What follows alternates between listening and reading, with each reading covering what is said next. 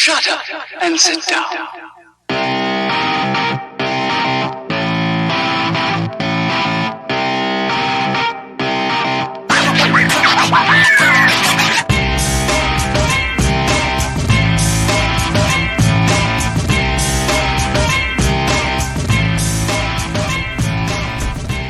Welcome into the Hall of Fame Dynasty podcast. I know it's been a while, but we are into the holidays. It is nearly Christmas, and we are recording this on Christmas Eve about 12:30 in the afternoon our time. And it's only myself and Chris today, but man, we had a hell of a year, and we will actually be doing a year in review podcast early in January, going through some of the sports, the way that things went down. But today, this is a mostly football podcast. We're here to talk to you about the championship. And we all know what happened, but we're going to review it and go over some other things football. And I just want to bring in Chris here before we get too far away from the entrance. But how you doing today, Chris? I'm doing pretty good. How you been today? I am doing awesome, considering I am the champion of football. I should have known that. Man, we'll talk about it more later, but I was sweating so bad going into this week. I didn't know if I had a chance or not, just because of the way that it all ended up going with the waiver wire and everything else. But I'm glad to be here. I'm glad we're doing this again. And it's been a while, but let's get into it. And yeah. We'll talk more about it. Yeah, it was definitely a fun week watching y'all battle it out. Actually, it's really starting on Tuesday, Wednesday. Yeah, it was big and fun just because of the fact that you think about it going into it. I had no free agency dollars, and we had obviously Jared had lost Mike Evans, and I don't remember if he lost anybody else, but Mike Evans was his big one from the week before, and he was able to pick up Rashad Perriman, which made him an 8-point favorite going into it. And I didn't think I had a chance. I thought Perriman was going to have another huge week. And he also got Mike Boone, obviously, with the injury to Dalvin Cook. That's who it was. Dalvin Cook was a question mark, but man, it was a fun matchup, and I was sweating that whole week. So obviously, everybody saw when it first opened. I think the Cowboys were 8-point favorites, and they opened up to about 12 at one point. But yep, Jared was favored by 8 going into Saturday. And I was surprised the way his team performed. I know you and I were talking a lot on Saturday with how it went, and the fact that DeAndre Hopkins only had 7.5 points, and Rashad Perriman had 17, which I was perfectly fine with him only having the 4 he had for a while, but oh well. Yeah, because that happened towards the end of the game. Not towards the beginning, but towards the end. He kept on going up. I was like, oh my goodness. And then finally 17. I was like, well, that pretty much makes up for whatever Hopkins didn't do. Yeah, a little bit. It dropped his projections down to about, I think, a half a point lead going into Sunday. It was something like that, because it made up for Hopkins missing a lot of it. But and your kicker went off too that day. 11 points. Yeah, I was surprised by that. Kaimi Fairbairn, I tried using him a couple of times this year, and I never seemed to get the week right with him, but this week seemed to work. Then again, kickers are so boomer bust. Who knows what's going to happen with them ever? That's true, and that's why we've talked about for the past year, talking about moving kickers, but we couldn't get everybody to agree to it, so it never happened. That's why we talked about that. But yeah, definitely. Saturday, I was looking at it, I was like, well, this kind of favors John because his kicker's already got 11 and he's only down 10 points, and Jared's Cowboys already, or Cowgirls, have already had 2 starts. Yeah, he only had the 2 starts, and I mean, overall, it was not a bad start for him. 24, I think, off of between those two. Let me see, I've got it pulled up here. Yeah. 7 point, about 24.5 points. It's not a bad start, especially on the Saturday games like that. I mean, I thought I was going to be down a whole like 30-8, but 24-11 was something I was pretty comfortable with. Yeah, I can definitely understand that though. And then obviously going into Sunday, there were a decent amount of good games, and I was really surprised. I know you were trying to tease me all week of why you playing your worst quarterback, and Ryan Well, Tannehill, God, he scared me so bad. Well, you did have better quarterbacks on your bench, so no, that was a good question. Yeah, Daniel Jones, I did not see, and I didn't even look at what Carson Wentz did. I don't think he did better than Tannehill, but No, the fact he that didn't. I couldn't believe that I was going into the game with Ryan Tannehill of all quarterbacks, especially I couldn't Lamar either. Jackson of all.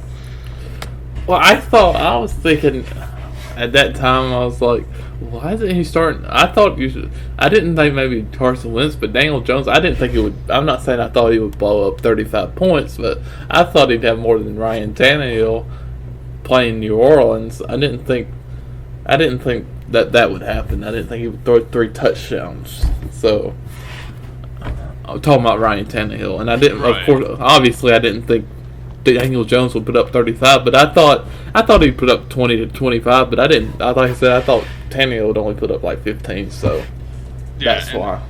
I felt like Tannehill was safer. I knew that New Orleans was going to score. He would have to throw. But he's also, what surprised me is he's led the league in yards per attempt since he took over for Marcus Mariota. I think it was week 7 or week 8. So it's not like he's the same Miami quarterback of dink and dunk and just 6 yards, 5 yards. He's willing to take the risk. Then again, he has A.J. Brown, who's 6'7" or something like that, and 250 pounds. He's a beast out there. But I couldn't believe the way this game ended. The fact that Jared just wasn't as close as I thought it was going to be. I really thought it was going to come down to Mike Boone on Monday night, and I couldn't believe the way everything went. Michael Thomas was the guy for me. One of my favorite players. I know you were trying to talk me out of him last year, and he's been a stud. And the way that Saquon showed up for me on Sunday, I was running around the house. That's crazy. I was running around the house excited as all hell. The fact that he had 22 points going into halftime, that's a hell of a day for him, and that just makes me excited for 2020 when you have Daniel Jones as the centerpiece quarterback. You have Saquon Barkley looking healthy. He's going to be a guy to watch just even outside of fantasy, just for the fun of it. Yeah, I definitely agree with that too, and we'll get into our studs and stuff for the year, and the fact that Barkley did what he did last week was crazy. I wouldn't have ever expected that. But I'm gonna ask you a couple questions since I think this would be a good time to do it. After your match, after you finished with the Buffalo blowout, that night, when you knew you won and you knew you were going to play Jared, what was your stress level? Give me a 1 to 10. I'll start with admitting that I looked at the matchups right away just to see who my players were playing, and I obviously saw I knew the Bears were playing the Chiefs and they had a good pass defense, and I saw that Zeke was playing Philly. Philly's always good against the run, so it's like seeing my top guys in bad matchups. I'd probably put it at an 8.5 or 9 out of 10. Even considering your blowout, even considering you put up a 270. Yeah.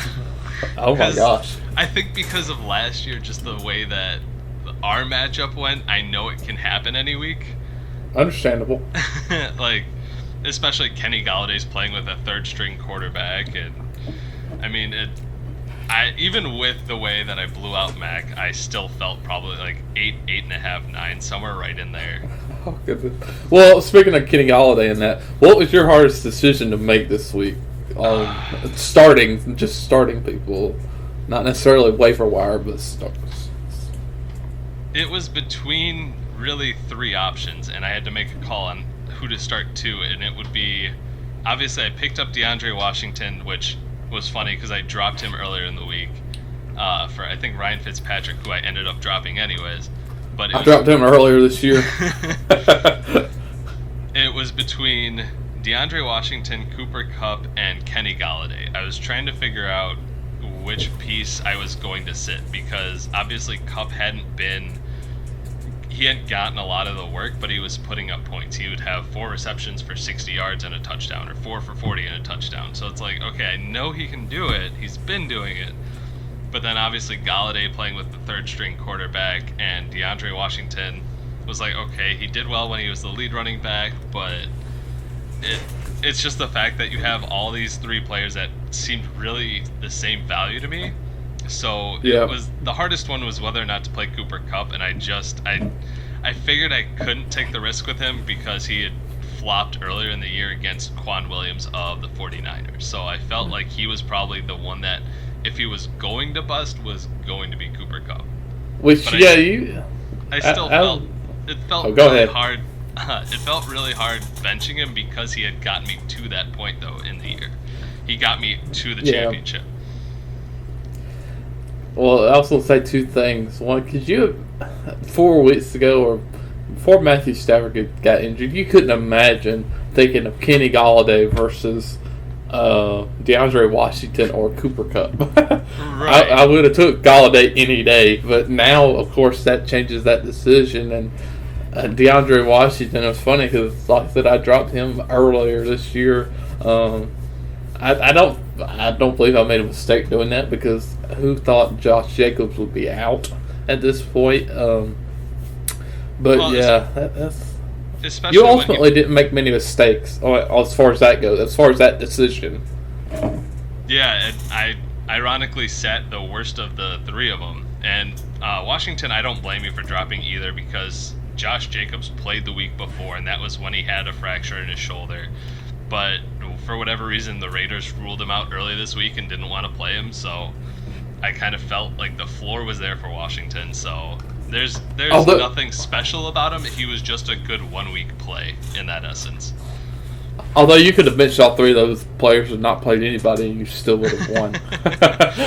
You're not wrong. Like, hindsight's 20/20, because I shouldn't have stressed out as much as I did. But I mean, you never know that going into the matchup. All right, my third question is not really about the matchup, but you didn't do any trash talking this week. Was this intentional?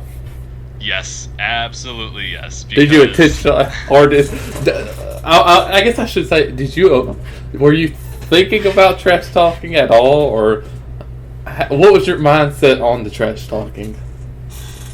I absolutely said, I told myself no trash talking, because after last year, I couldn't afford it. And I forget, I talked trash 1 week, and I think it was against Mac, because I predicted I was going to beat him, and I lost that week. So I put it on the back burner. I did not even think about it, because the 2 times that I've consciously done it, where I've absolutely done it on purpose, it hasn't worked out. So I am superstitious in that sense, that if I figure, okay, 2 times I did it, 2 times it failed, not doing it in the most important game of the year.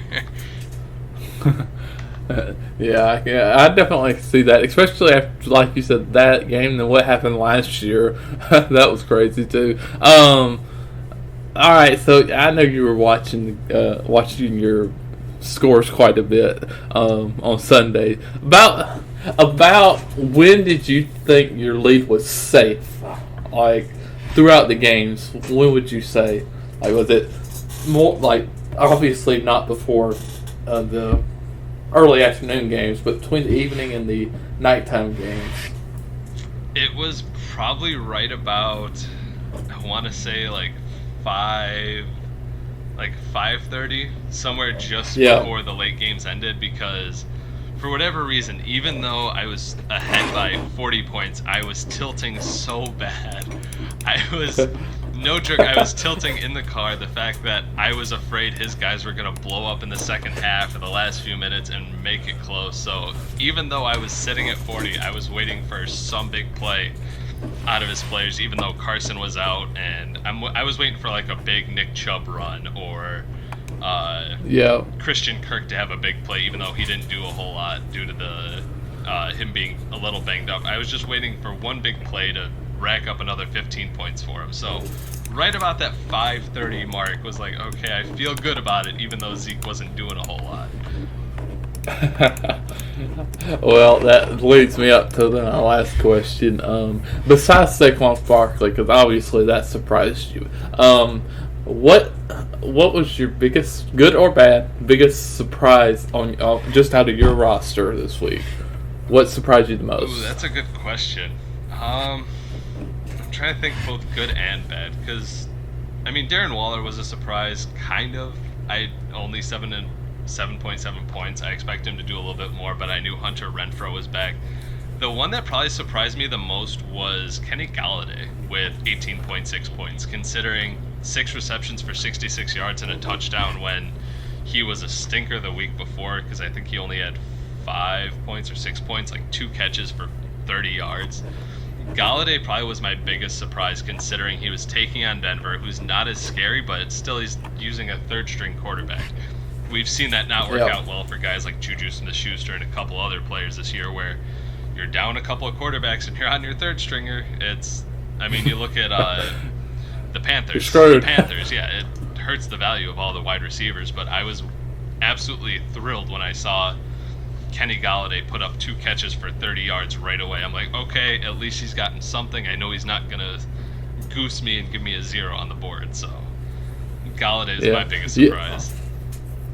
I don't disagree with you there. That probably would be mine too. Darren Waller was actually your only player besides the Pittsburgh defense that did not get double digits. That's insane. It really is. Even just from a floor perspective, the fact that I was able to keep everyone at a decent... Yeah, I had a couple blow-ups, but everyone contributed. There was no big floor. Right. Yeah, exactly. That's what... It's been insane. Definitely have to congratulate you on your championship, because I definitely... It's not that I didn't expect you. I thought you'd win it last year. But this year, I was like, there's no way he loses it again. Right. I was like, if he does that, that's just some kind of...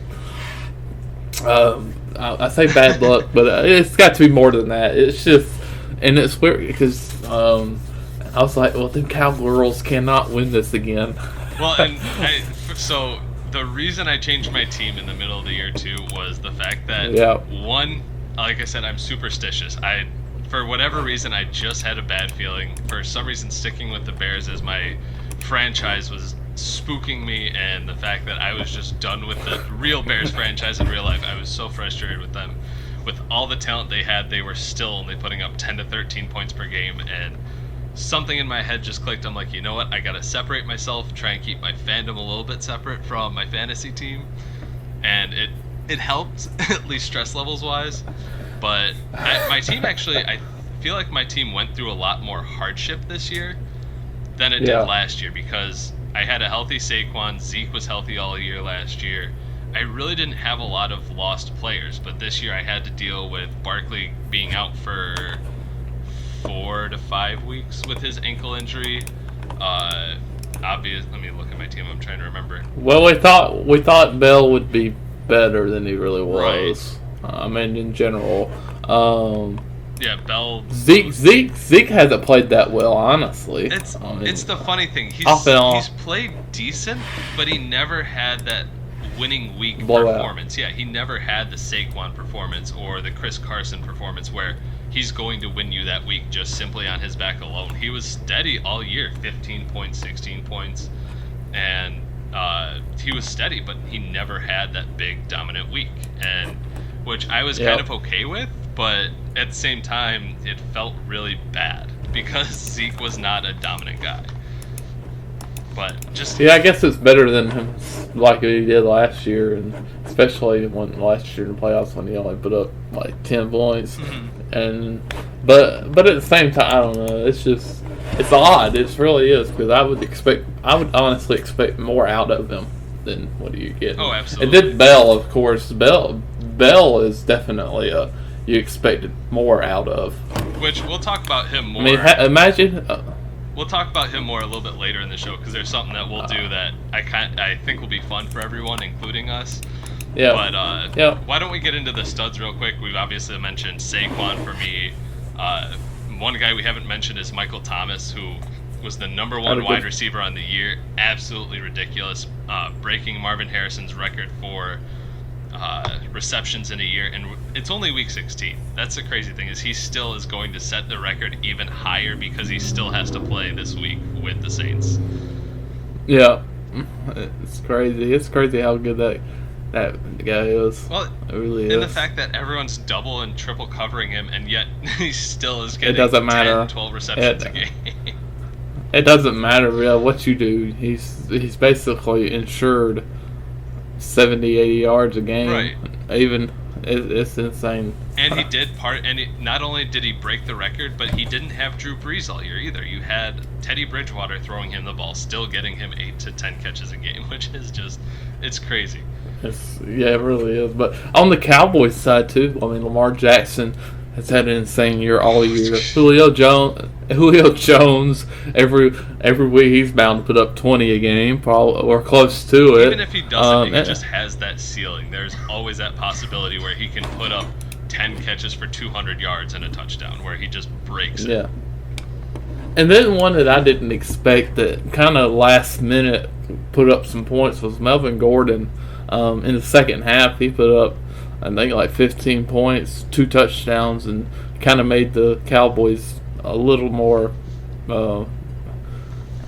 not respect. I don't say respectable. Yeah, put it up a little more respectable than it was.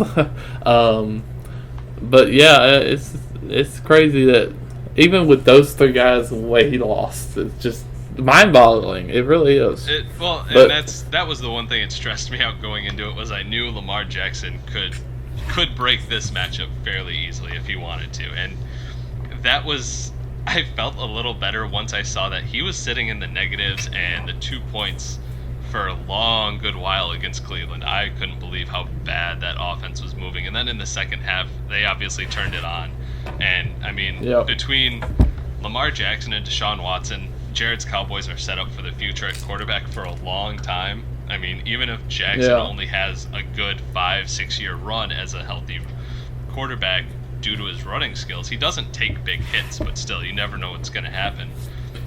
But in fantasy, that's a long time. Exactly. It's 5 or 6 dominant years as probably the number 1 player overall. Yeah, I definitely agree with that. And then getting into the duds of the week, you only had one, Darren Waller. That I'm not ready to say that was a complete failure. No. You just expected more out of him. I'm sure you expected double digits out of him too. I would have liked it, but I knew Hunter Renfrow was back, and every time Renfrow has taken the field for the Raiders, he's always eaten into the targets for Darren Waller. Waller has been a performer when the Raiders needed him to be, whether Tyrell Williams was out, whether Josh Jacobs was out, or they were behind. You knew it was going to Darren Waller, but the more receivers they had on the field, the less he was getting, which obviously is going to happen. You're going to spread the ball out more. But I was happy with Waller's production, but I was just so happy to see how he performed overall this year that I was hoping he would hit double digits just because he's one of my favorite guys. Well, if he'd hit double digits, that would have every single player you have hitting double digits, which would have been insane. Now on the Cowboys side, which is ultimately why they lost the way they did, we had Christian Kirk. That doesn't really shock me, considering. Although it is weird that they put up so many points, or they put up, I think four touchdowns. Yeah, they had 27 how many points yards, on the day, and he only had 9 yards rushing, which is crazy.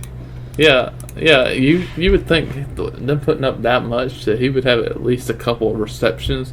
Didn't happen. Mike Bone, which it seems like to you might be the biggest shocker, the way you talked earlier, but to me, I'm not super shocked because the Packers' defense is actually pretty good on the run, so I didn't expect them to go off.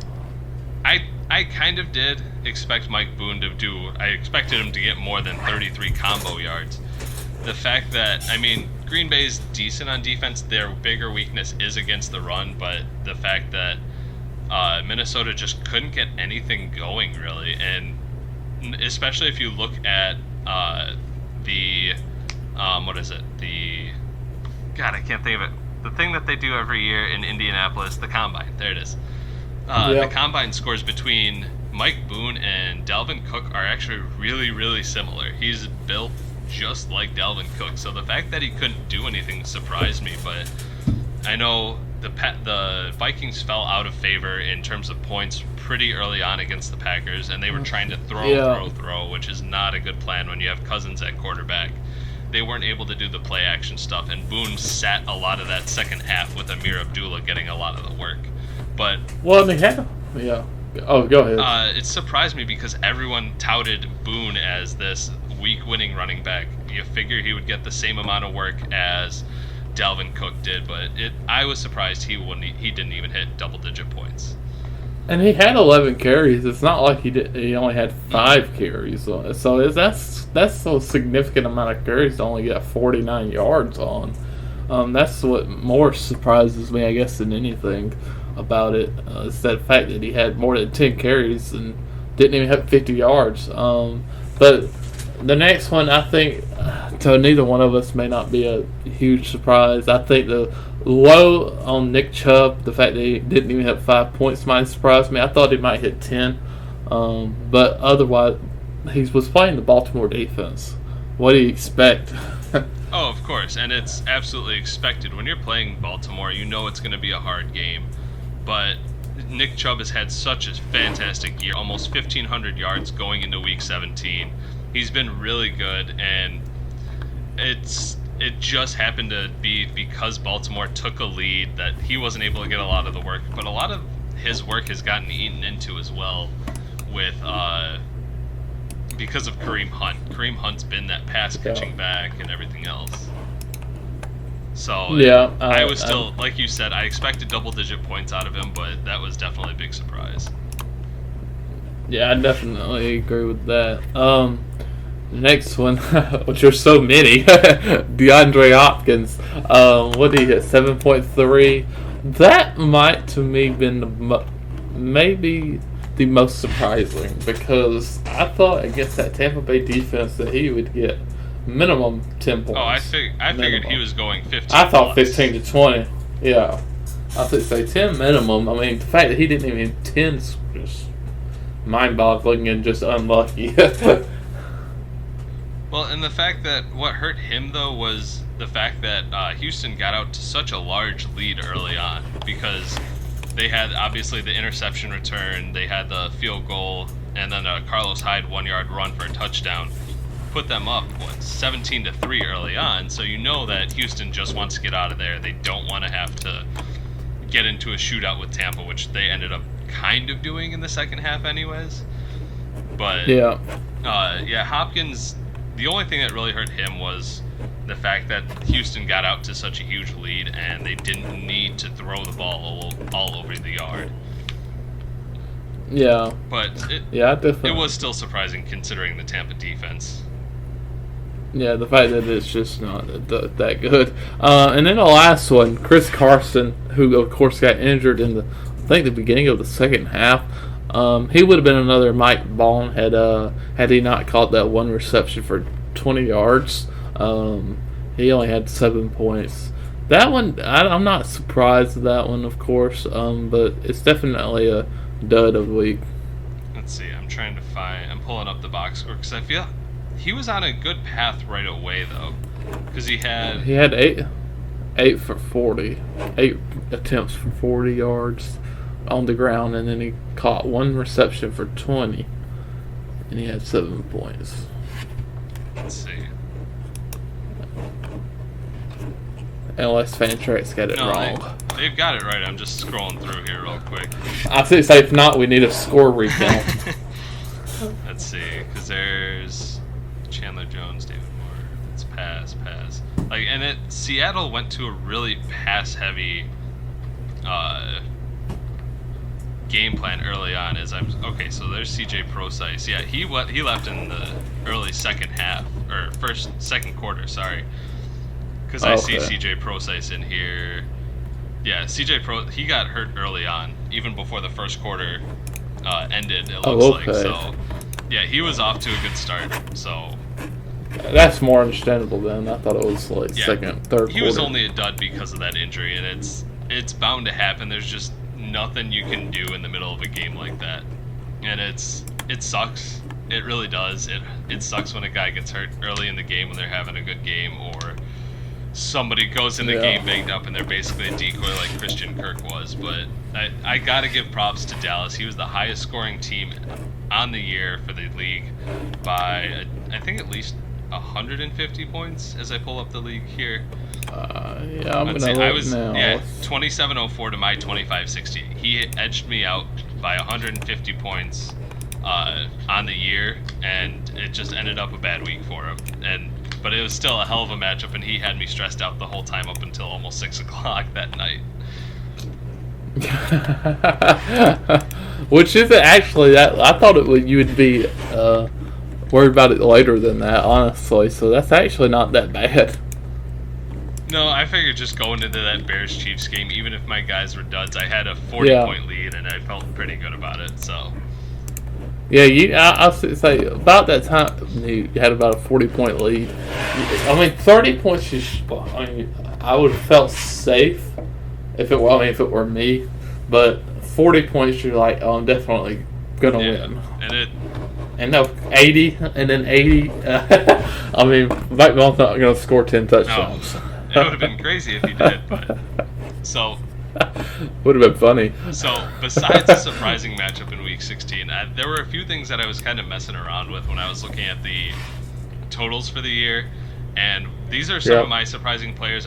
You should have a couple as well. I'm gonna start with 2 wide receivers. So the wide receiver 2 on the year. Do you know who it is? Obviously, we mentioned Michael Thomas was number 1. I'm gonna take a guess. This is Allen. You talking about your surprising player, right? Do you know who the number 2 receiver on the year was, points wise, with 276.1 points? Chris Godwin. Yep. And that was something that I knew he was good, and he had a lot of blow-up weeks.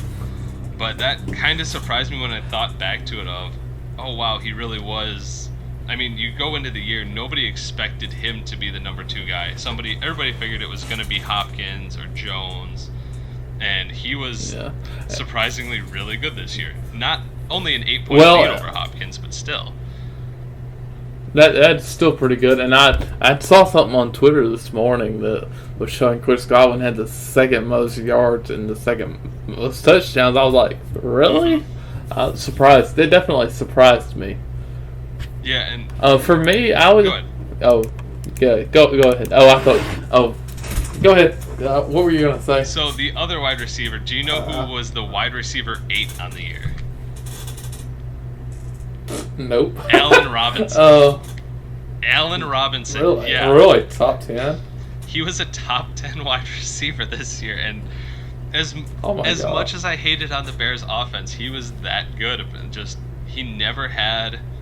So looking at his games, I pulled them all up, sorting them by points. 28, 25, 24. His lowest game was against Philly, surprisingly, of all teams, with 1.6. He had 3 games where he didn't hit double digits. And it was consistent. It was never a weak win, like dominant week, but that was your wide receiver 8 on the year is Allen Robinson. That's insane. You wouldn't think that on that with the Bears' offense being what it is. I know. That is crazy. For me, my biggest surprise of the year, believe it or not, would be Christian McCaffrey. I think, and the reason I say that is because he had over 100 more points than anybody else. I'm pretty sure it was 100. Let me go back and check. He had 30 more points than Lamar Jackson.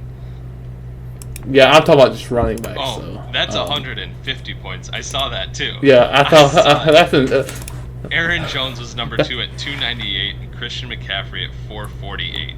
That's just stupid.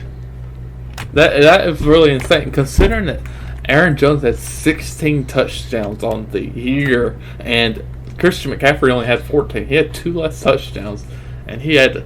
Now, what does it is the fact that Christian McCaffrey is multi-dimensional. He's good on the run and he's good on the pass. I mean, look at it. He had 933 yards with 131 targets this year, just passing. That's the difference maker for Christian McCaffrey. But it's still a running back has that many points. That's mind-boggling. I'll throw you something that I heard yesterday as well. The only players to have. Do you know who the one person to have more receptions than Christian McCaffrey in the last 3 years is?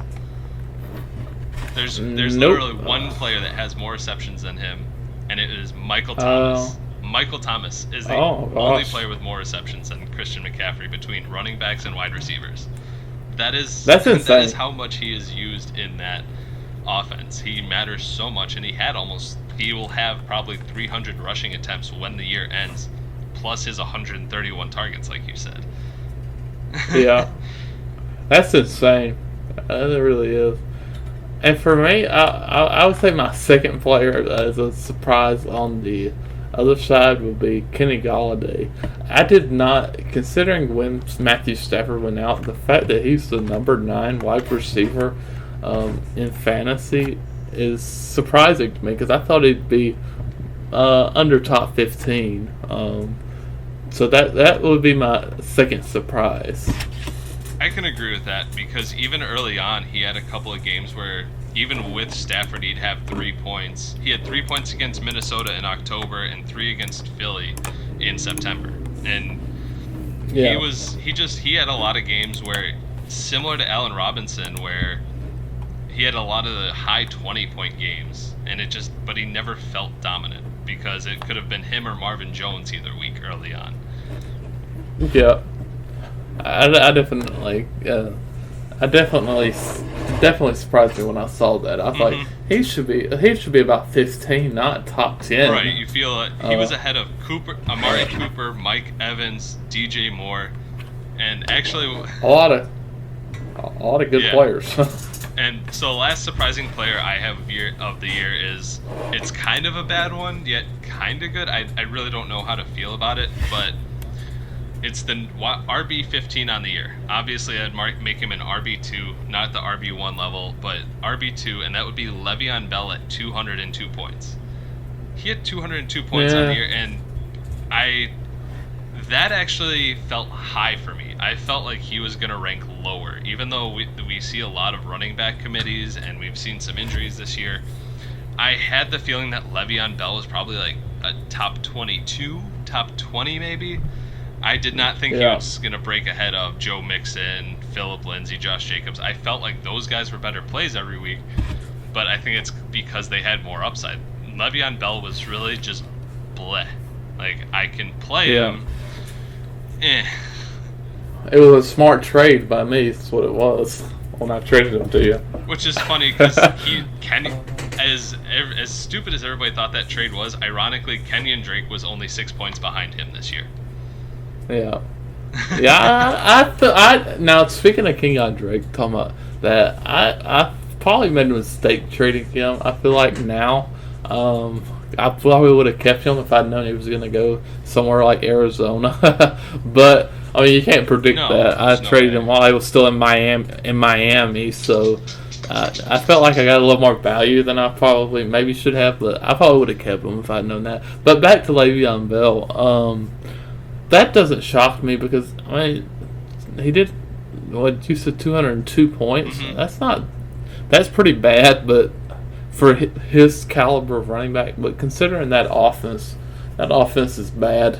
Yeah. I mean, generally it's bad. I mean, it's the Jets. What do you expect? So, I have to agree with you. I don't know what way if that's good or bad for Le'Veon. Well, and here, honestly, it's probably good. Here's looking at his scores. His lowest was 6.5, then 8.6, but every other game was double digits. He had at least 10 points in, the takeaway bye week would be, 13 out of 16 weeks? Because he missed one on December 8th, so... That's pretty good, honestly. That's why I'm like, I feel bad about it, but at the same time, it was just there. The points were there, but it just never felt. It's just not what we'd expect. It's just not what we'd expect out of Le'Veon Bell. That's all. That's why it's that we have him in here. So, I do have a question for you. Now, obviously, championships over this year. Out of every team in the league, who do you think could make the biggest push? If, as of right now, no moves outside of Jared and myself as the favorites, who do you think will make the championship next year? I think the best chance right now would probably be Denver. And obviously it was going to be Denver or Buffalo probably. But Denver, you look at his team right now, he's got He's still got Patrick Mahomes. He's still got Philip Lindsay, which is he's still a good running back. I don't like his Royce Freeman start, but he's liable to change that. Christian McCaffrey, the best running back in the NFL.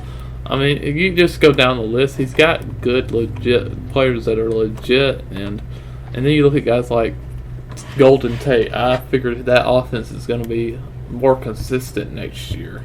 I feel like that Daniel Jones getting that first year, and then if he starts next year, he'll be even better, and of course that would mean better results for Golden Tate, assuming he's still there. And then you have to go down to players like, let's see, I'm looking down the list. Adam Thielen. I just feel like this is probably the third best roster in the league. I could see that. I'm going to be a little contrarian to that one. I like Denver. I like what they have. Obviously, having the best running back in football and best quarterback in football helps. Well, second best this year at least. In Patrick Mahomes, McCaffrey, Mahomes, Devontae Adams. That's a hell of a 1-2-3 right there. But my biggest issue is, I mean, he's got guys that can play, like Ronald Jones, Anthony Miller, and Noah Fant. They've been inconsistent this year, so we don't know what they'll be in the future. But I actually like the Buffalo Bills. He pushed all in this year, but the guys he got were not 29, 30, 31 years old. Yeah, Gurley's on the older side, but he started to put it together at the end of the year. And so he's still probably got a couple more years of performance. He's got Aaron Jones. Miles Sanders looks like a huge breakout candidate on the second half of this year. And I don't think Jordan Howard is going to be back in Philly, so that's a big uptick for Miles Sanders. And I like Zach Ertz, Austin Hooper. The biggest question that comes to with Buffalo, though, is what's going to happen with James Conner? Is he ever going to be a bell cow back? And I think no, because he just can't stay healthy. And probably not. And then obviously James Washington and Tyler Lockett. It seems like the Seattle Seahawks for Tyler Lockett at least want to play this 1990s football again with the running backs if they can keep them healthy, even when you're paying Russell Wilson what you're paying him. Lockett was a great player this year, but he just really fell off in the second half. Here's my top three concerns about this roster right here. D.D. Westbrook, in no order. D.D. Westbrook, I don't know what's going to happen at quarterback in Jacksonville. Secondly would probably be James Conner. He can't stay healthy. You're right about that. And then third for me is Todd Gurley. What's going to happen with Todd Gurley? There's been rumors that he might get traded somewhere. If he goes somewhere that's ain't got an offensive line, that's going to be a problem. And it's actually pretty interesting because he had such an odd year. They really held him back early on. And he did great fantasy-wise the last 4 weeks of the year with 18, 21, 20, and 16. But in none of those games did he top 100 yards. And he only had his most receptions on the year was 7 back in week 4. But then he really never saw much above 3 for the rest of the year. A lot of it was 1 or 2. And he's a guy that has to be involved in the passing game. Yeah, absolutely. So I like what Buffalo has. If he can keep the running backs healthy and kind of tinker with the wide receivers, I think he's got a great chance. Especially when you've got Josh Allen, who's been inconsistent and faced some tough matchups, but has done pretty good overall this year. 20 touchdowns to 9 interceptions, 3,000 yards out of Buffalo. It's pretty decent. Yeah, I have to say, I think between Buffalo and Denver, it's going to be close. I mean, y'all are going to have, between you, Jared, Keith, and the Max Bills, y'all are going to have the top 4 seeds, I think. The question for me is really the 5 and 6 seed. Who's going to grab those up? And for me, and I know this wasn't part of it, but I'm going to talk about it anyway. For me, it's got to be between the Raiders, the Saints. I think I could contend for it next year. Maybe not. I don't think my team will be quite as good because I made those trades mid-season and lost for a month. And then Miami. I think that us 4 will be the ones who contend for that. And I would probably favor the Raiders and either the Dolphins or the Saints right now. It's really between those 3 for those 2 seeds. What do you? I mean, do you agree with that? Yeah, I agree with all of that. The biggest thing that between the Raiders and the Saints, I like the Saints' depth a bit more because they've obviously got what seems to be the wide receiver one in Cleveland with Jarvis Landry. But I like Jacob Hollister, Marlon Mack.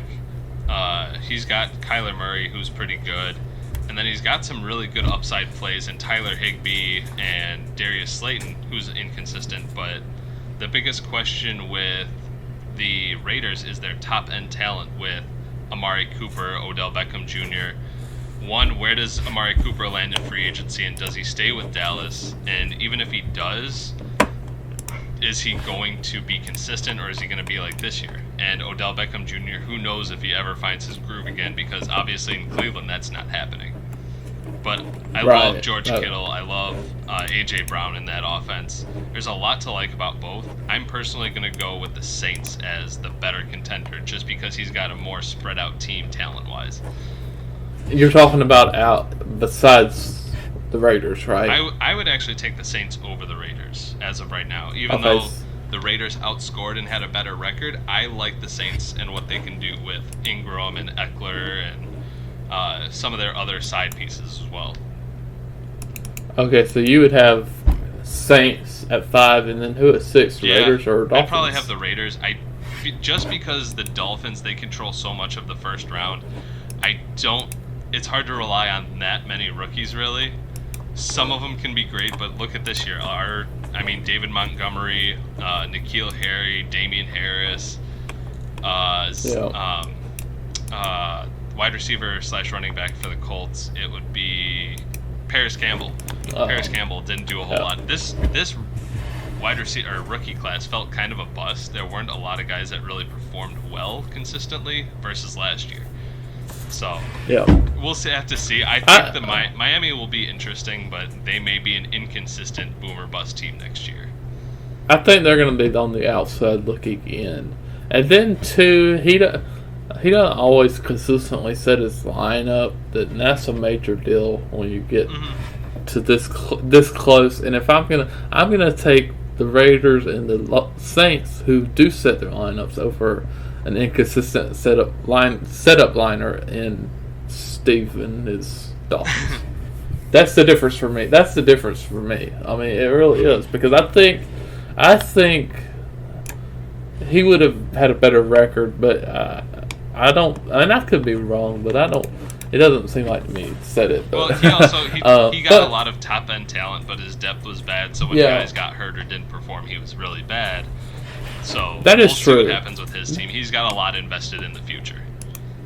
Definitely, yeah, it's definitely interesting. So that's our wrap up for football. We'll cover more of it later in the year, or actually, technically in the new year. This will probably be our last one before the new year. I don't know if we have many plans for next week, but so we can talk more about football, and we'll review a lot more, just kind of what happened between everyone, trades, things like that.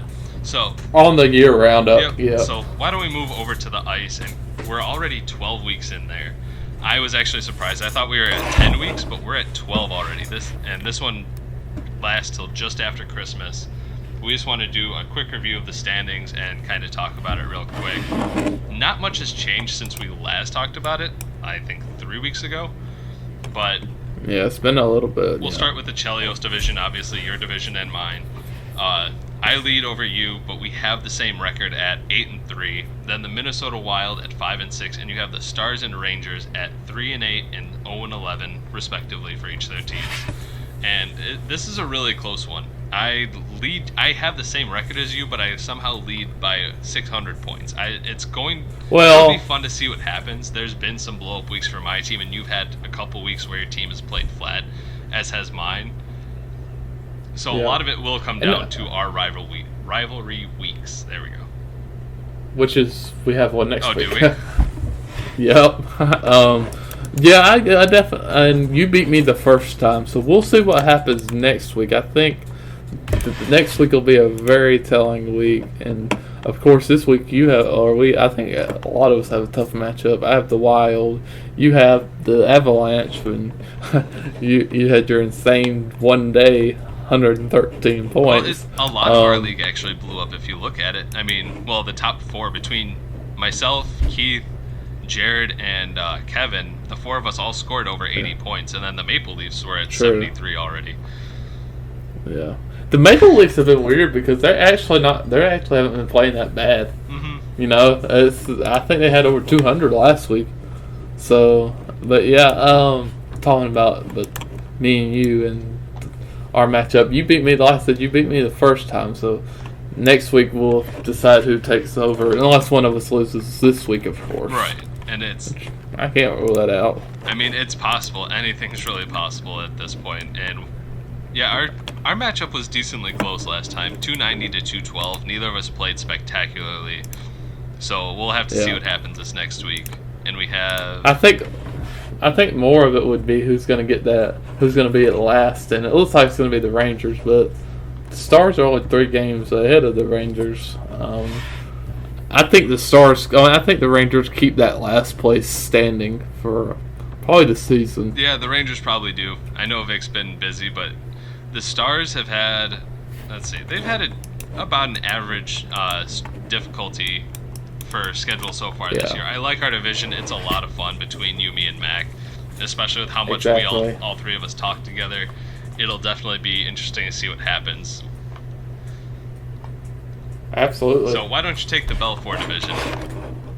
Yeah, this one's another close one. Probably a little bit closer than ours, actually. You have the Mighty Ducks and the Avalanche both at 9-2, and like our division, the Ducks have about a 400-point difference between themselves and the Avalanche. And then you have Kevin's Predators, which have surprised me quite a bit this season. They're standing at 7-4, and then at 4 is the LA Kings, 1 game below 500 at 5-6.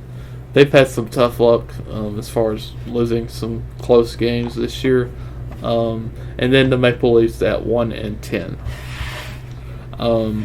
Yeah, I mean that's another it's just like our division. It's close, but I guess, like I said, the difference is the Kings do are a little bit better than our. And then instead of our division, the Dallas Stars at 3. Right. The Belfort division is much tougher because you have Jared, Keith, and Kevin, who's playing really, really well. And the Kings, their record says they're bad. They're not even bad. But they're good. Not even bad, but it says they're mediocre. But they've had the hardest schedule with 3,600 points against them. The next is the Maple Leafs at 3,500 and the Wild at 34. So he's had some tough luck, and a lot of it, I know we had a hard loss to Jared the other week by half a point. And that's the fact that you lose by half a point, it says so much more than it. Yeah. That one loss looks way worse than it does if you really factor in what it came by. So I expect the Kings to make a better push, and once they they've played at 2-3 in their division right now. Obviously a tougher division for them, but overall they've played really well. The division is just tough to deal with, and they've had some bad puck luck, but I expect that to bounce their way because their offense is still performing. Yeah, and right now, I was looking at the playoff seeding. They're still in the playoffs. You got the Ducks at 1, the Avalanche at 2, your Blackhawks at 3, my Golden Knights at 4, Nashville Predators at 5, and then the Kings at 6. Now, just a quick question before we move forward. Do you think the Kings will keep that? Because they're tied with the Minnesota Wild at 5-6. Which of those two teams do you think could flip it? I'm actually looking at the results right now, and I would think actually.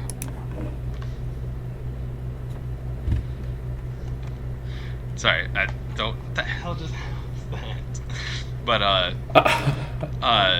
actually, it would go to the Minnesota Wild as of right now because of record.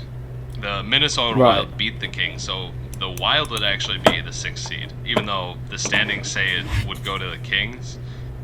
Because they're based off points. Right. But we do it off. Yeah. We actually have it. They do have one more matchup this year, and I would actually think the Kings could flip it because they lost by 50 points. If they can outscore, obviously, Minnesota by 50, more than 50 points that next matchup, they'll have it. and a lot of it's going to come down to that. But I feel like the Kings have been more consistent, and like we talked about with them a minute ago, they had a half-point loss, and right now they should have been 6-5 rather than 5-6. They've had the harder schedule, but they've had the better offense as well. So give me the Kings over the Wild for that 6th spot, I think. Because I do think at least 1 through 4 is a lock.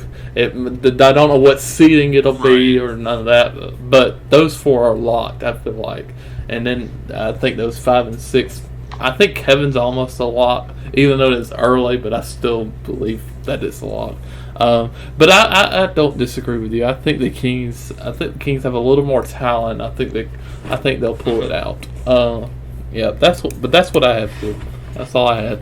Yeah, and that's really what it is. NHL is just insanely close, and it's going to be a lot of fun. So why don't we move on over to the hardwood of basketball and kind of look at that?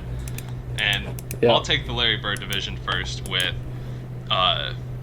you have the Raptors at the top, defending champions. That's kind of expected, but they're not dominating the league as much as I thought they would. They're 60-20-1, but they're only 8.5 games ahead of the Denver Nuggets at this point. I really thought they would have been. I feel like the Raptors were better last year, or at least maybe because he made some moves and traded off some pieces, or some of us had better teams this year. I don't know what, but it feels like the Raptors just aren't as strong as they were.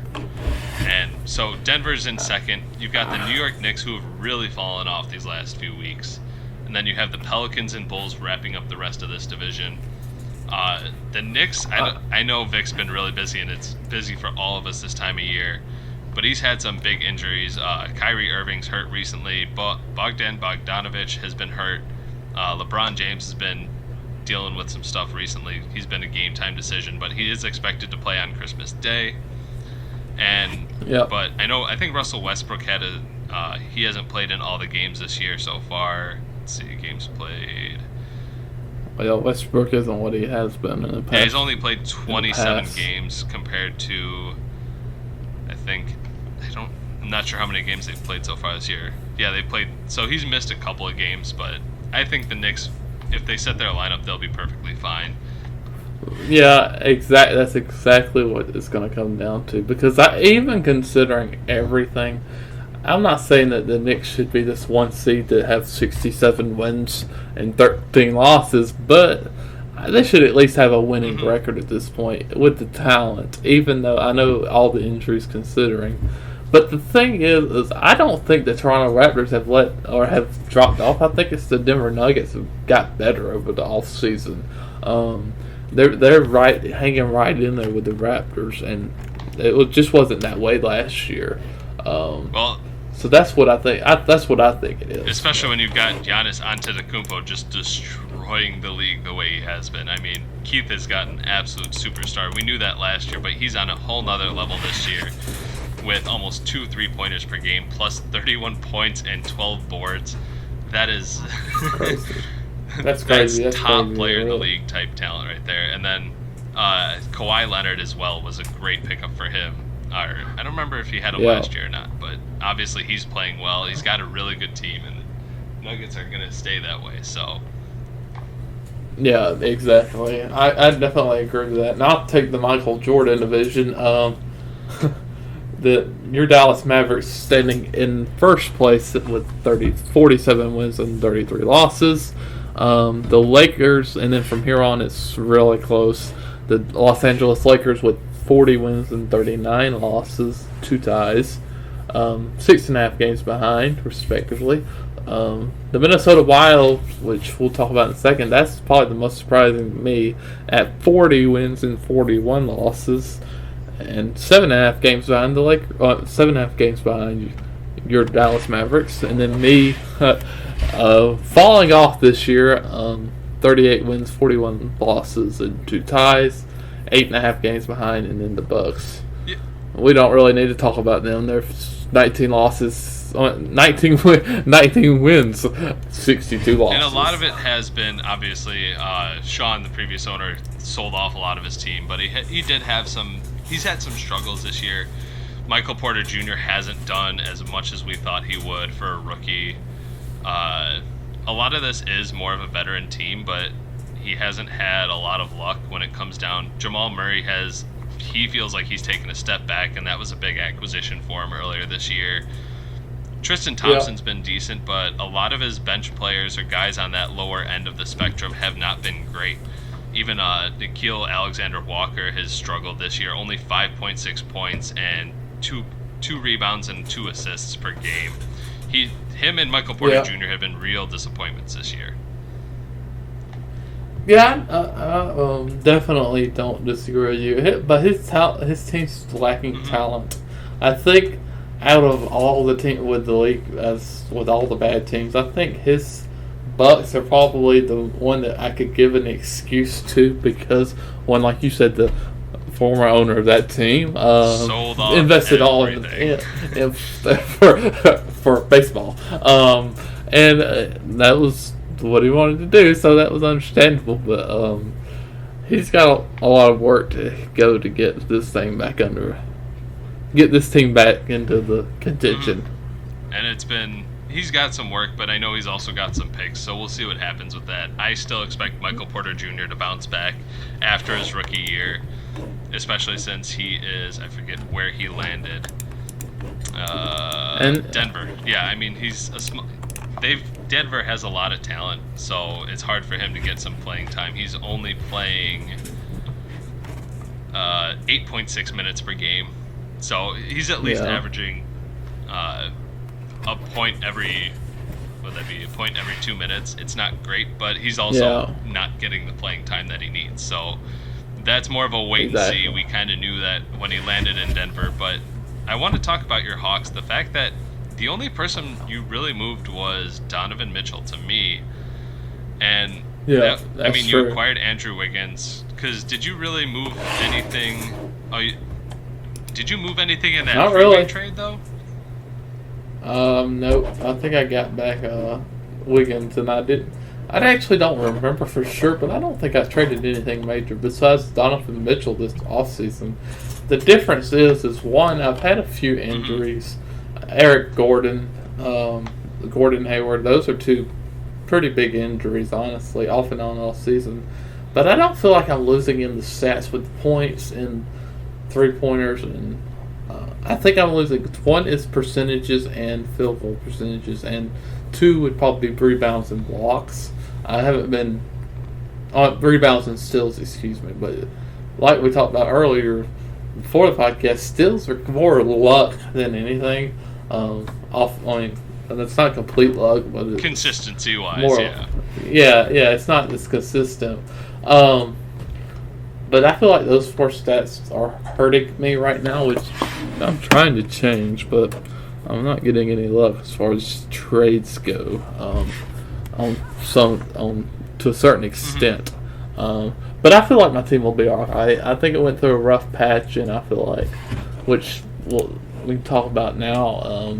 I was going to talk about the playoff seeding real quick. We had the Raptors at 1. They're not going anywhere, I don't think. 2, the Denver Nuggets. 3, your Mavericks. Well, technically it would be the Raptors at 1. I would be at 2 because of the divisions. But, yeah. Okay, division. We're going by division record. Okay. Yeah, overall standings, it's Raptors, Nuggets, Mavericks. Go ahead. Yeah, well, you can do Mavericks, Nuggets. Either way, Lakers, Knicks, and then Timberwolves, and then my Hawks. I think my Hawks will be fine, because I could easily, even after this week, I could easily be the 4 seed again. So I'm not going anywhere. Yeah, every time that you've won, I've won, and the Lakers have won, or if you've lost, we've lost as well. It's been hard for you to really gain much ground, but even though you're in 4th, it looks bad, but you're really only, you're 2 wins behind being in 2nd. You can take a big jump any week, and it looks worse than it actually is. Yeah, we're actually, all of us is really tight. Even the Pelicans at 8, all the way down to 8, they're only a game behind me. So between 3 and 8, we're all within 10 games of each other. Which is crazy. That's insane. That really is. But that's all we've got for this week, and like we talked about, we'll do a year in review. I'm going to try and see who else may want to join if we'll get another voice in on here. But I'm glad we got to do this, especially just before Christmas. Get this out to you guys. I feel like it was a lot of fun. What about you, Chris? It was. I absolutely do think it was fun. I think we did a good job today. Yeah, I feel like it went a lot better, especially using the different form of communication. Google Hangouts blows. Too much delay, too much over-talking, I felt like, at least. So we'll see how this comes out, but I'm glad we got to do it. I'm glad that we wrapped up the 2019 season, and we'll have to wait and see if Jared, Keith, and myself get any competition in any of the sports, as Jared pointed out the other day. Oh my gosh, yeah, really. It is insane to think y'all three have won every championship so far. I mean, we still have 2019 hockey and basketball to go, but yeah, who should think? I mean, but y'all three are either 1, 2, 3, or 4 in both of those leagues. So,